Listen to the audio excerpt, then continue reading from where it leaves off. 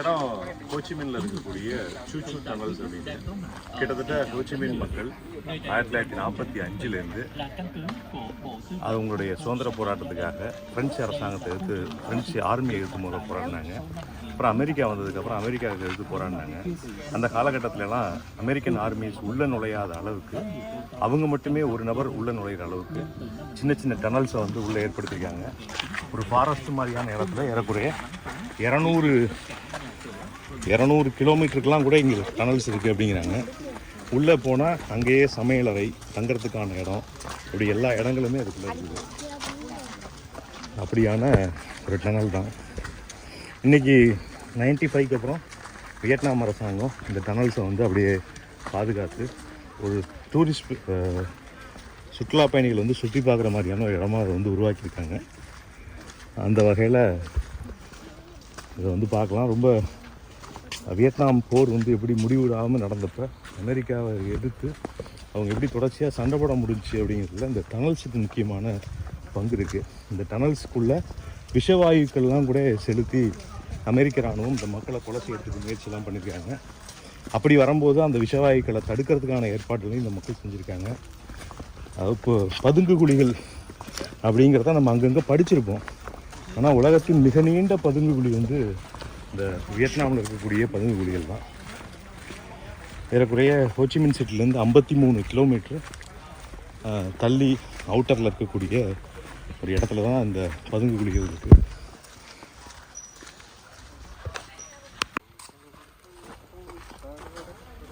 கிட்டத்தட்ட அது ஒரு ட்ரெக்கிங் போகிற மாதிரியான ஒரு ஃபீல் தான்.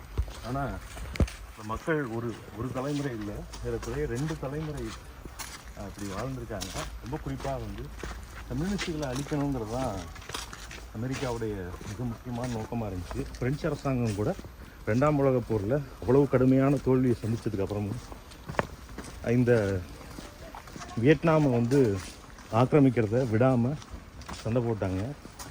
பிரெஞ்சு அரசாங்கத்தினுடைய காலனியாக இருந்து பிரெஞ்சு கடுமையாக தோற்றதுக்கப்புறம் 45 பிரான்ஸ் தங்களை ஆக்கிரமிக்காது அப்படின்னு நினச்சி தாங்களே ஹோச்சிமின் தலைமையில் வியட்நாம் மக்கள் சுதந்திரத்தை அறிவித்தாங்க. ஆனால் ஒரு 49க்கு அப்புறம் சோவியத்தோடைய தொடர்ச்சியாக வியட்நாம் மாதிரியான நாடுகள் எழறத உலக ஏகாதிபத்தியம் விரும்பலை. அதுக்காக திட்டமிட்டு வியட்நாமை சிதைச்சாங்க. வியட்நாமை வடக்கு தெற்கு அப்படின்னு 2ஆக பிரித்து தெற்கு பகுதியை அமெரிக்க கட்டுப்பாட்டிலையும் அமெரிக்க ஆதரவு கட்டுப்பாட்டிலையும், வடக்கு பகுதி வியட்நாம் கம்யூனிஸ்ட் பார்ட்டியினுடைய கட்டுப்பாட்டிலையும் இருந்துச்சு கொஞ்ச நாள். ஆனால் தொடர்ச்சியாக தெற்கு பகுதி மக்களும் வடக்கு பகுதி மக்களோடு இணைய விரும்பும்போது அதற்கு எதிராக இந்த அரசாங்கம் அன்றைக்கி இருந்த அமெரிக்க அரசாங்கம் சிதைக்கிற வேலைகளில் ஈடுபட்டாங்க. அது குறித்தான படக்காட்சிகள் இங்கே முதல்ல போடுறாங்க. அதுக்கப்புறம் தான் நம்ம உள்ள அந்த டனல்ஸுக்கு போக முடியும்.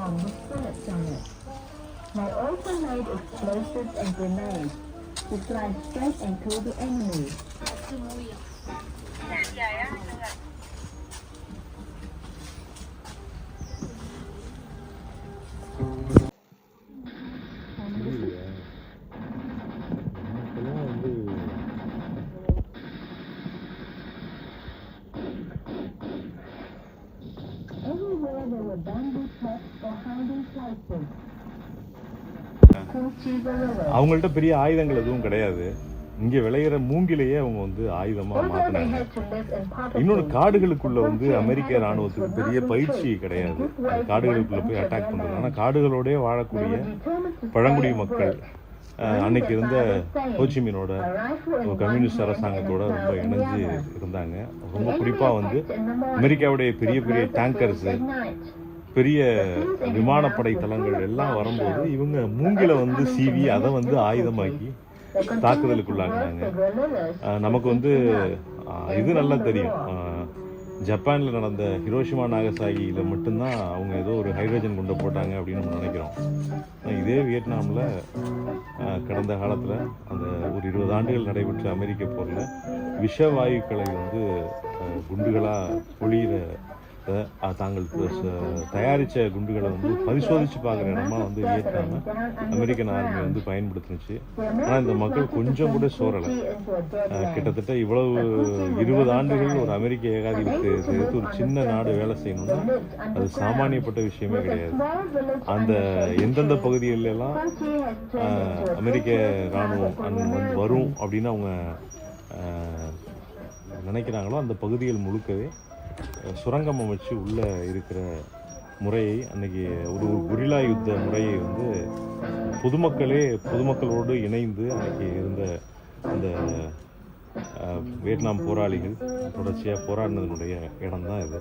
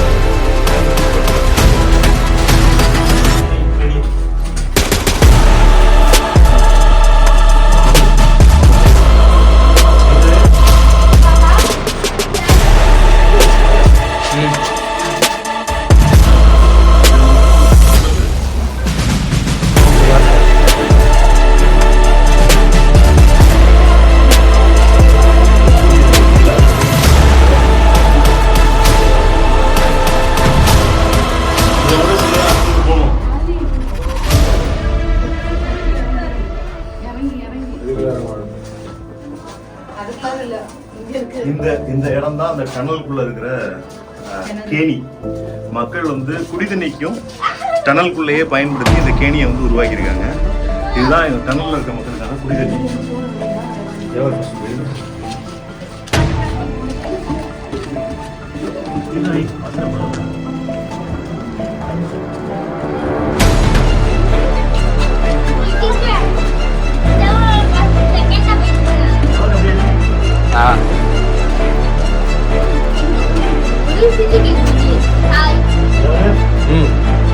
திரும்ப முடியல 20 நிமிஷம்.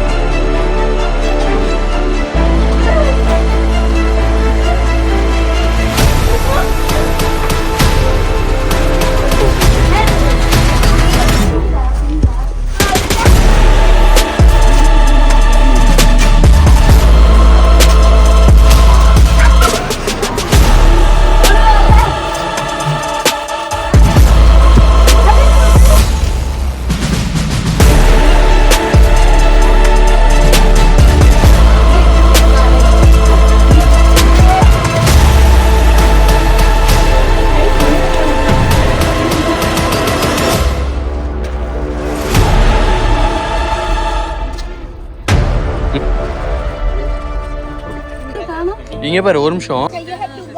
You want to go or not? Both hand both side, go in. Up your hand. Okay, go in.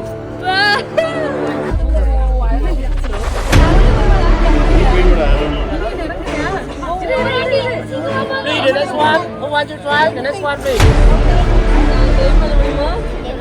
Down here. Come up over there. Kiss me. You want to try? Cap, cap.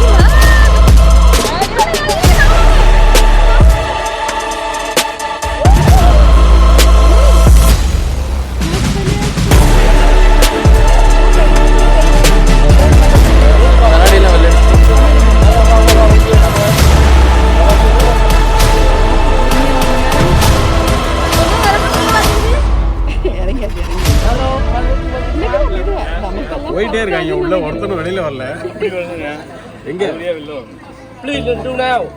Yeah Because they waiting for you from behind. We not stay here long time. Gantinya. Nggak boleh, harus sekarang. Kayaknya தூக்கிக்கிறீங்களா? கையை தூக்கி தான் போக சொன்னேன். வர போ பின்னாடி ஆள் வராங்க எடுக்கிறேன்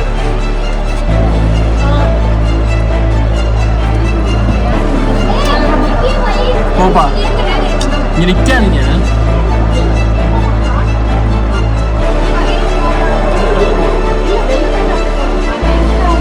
சரி வாங்க வாங்க வெளில போங்க.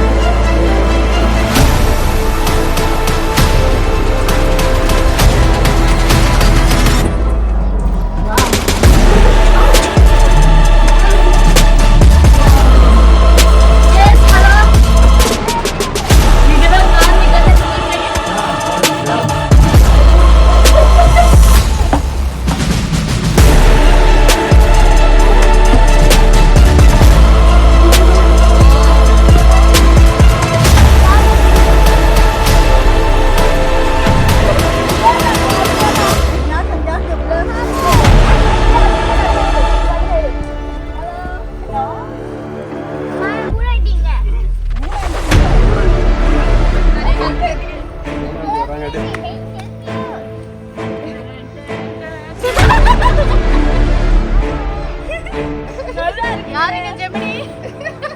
யாருங்க ஜெமினி?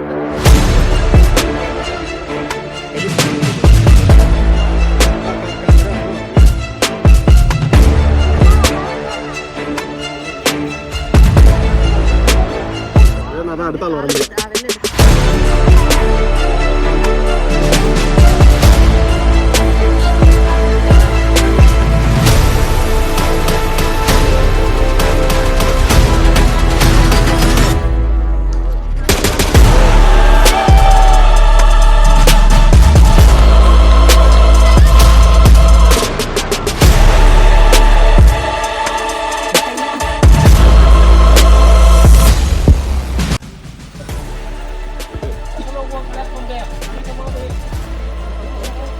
இந்த புலி வந்து அமெரிக்கன்ஸ் போட்ட பாம் ஏதாவது ஒரு வகையில் வந்து டனல்ஸை காலி பண்ணிடலாம் அப்படின்னு.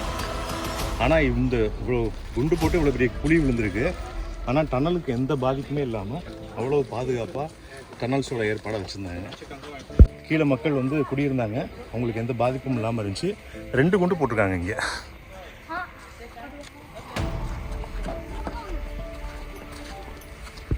You can do. Come down to see. Please be careful on your head on the way. This is a hospital.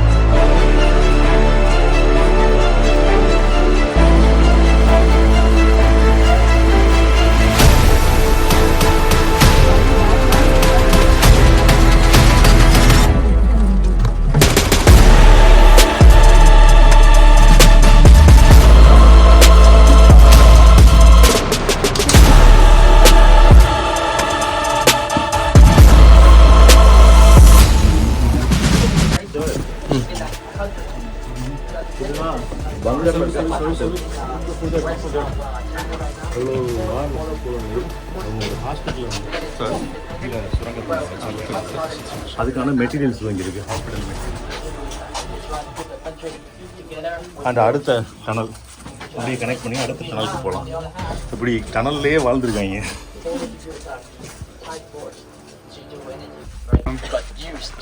இன்னைக்கு நம்ம ஹாஸ்பிட்டல் யூஸ் பண்ணுற ஸ்ட்ரக்சர் வந்து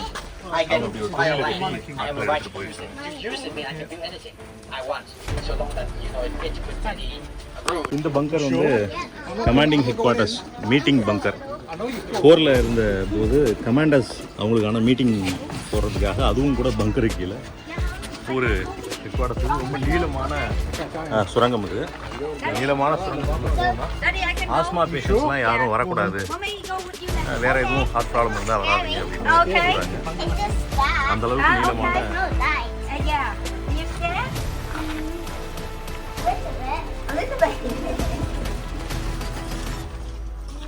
Every 10 to 15 meter long. 250 Kita mampu betul 3 meter long. கிலோமீட்டருக்கு இருக்கும்போது ஒவ்வொரு 10-15 மீட்டருக்கும் இது மாதிரி ventilations வந்து கொடுத்துருக்காங்க. இந்த வென்டிலேஷனால தான் உள்ள அவங்க டனல்ஸ்குள்ளே மாற முடியுது. பொலிட்டிக்கல் கமிஷன் அரசியல் தலைவர்கள் வந்து இருக்கிறதுக்கான பங்கர் இது.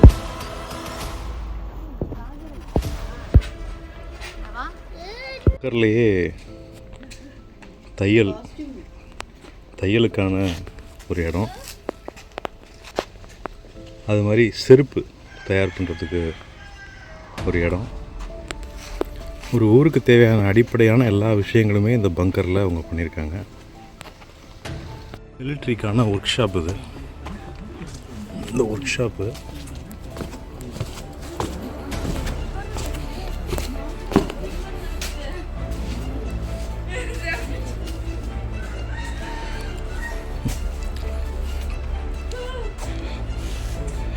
அது பாம்ஸ் எல்லாம் சேதமடைஞ்சது எல்லாத்தையும் சரி பண்ணி உடனடியாக வேறு ரெக்கவர் பண்ணுறாங்க.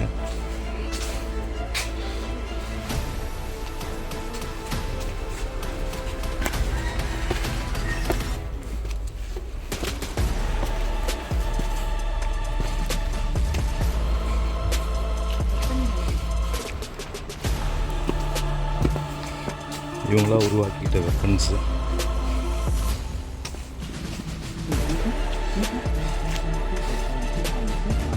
டேங்கர்ஸ்லாம் வந்தால் உடனடியாக அட்டாக் பண்ணுறதுக்கான பதுங்கு குழியிலேருந்து செய்கிற வெப்பன்ஸ்.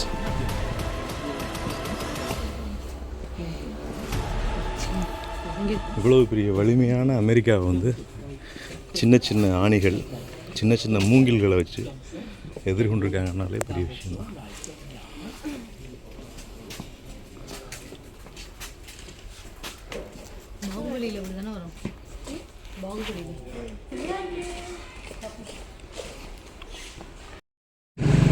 வியட்நாம் போர் நினைவாக வைத்திருக்கக்கூடிய ஒரு இடம்.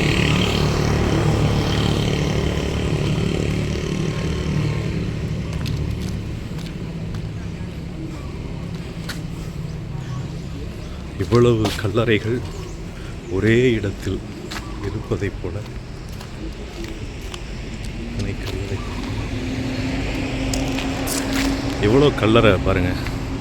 வியட்நாம் போரில் உயிரிழந்த அவ்வளோ பேருக்காகவும் ஒரு நினைவிடம்.